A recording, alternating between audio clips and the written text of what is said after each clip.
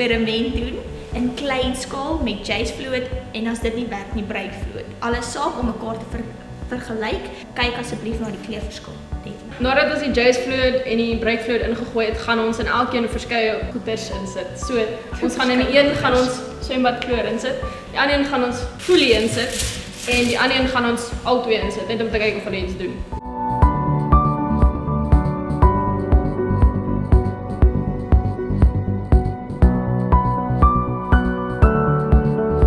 Okay, let daarop dat die bruikfluid en die kleur wel borrels maak. So in 'n geslote houer sal dit, Jy weet, dit sal druk uitoefen en as daar genoeg druk is, sal dit wel 'n kind of mini ontploffing-agtige ding maak.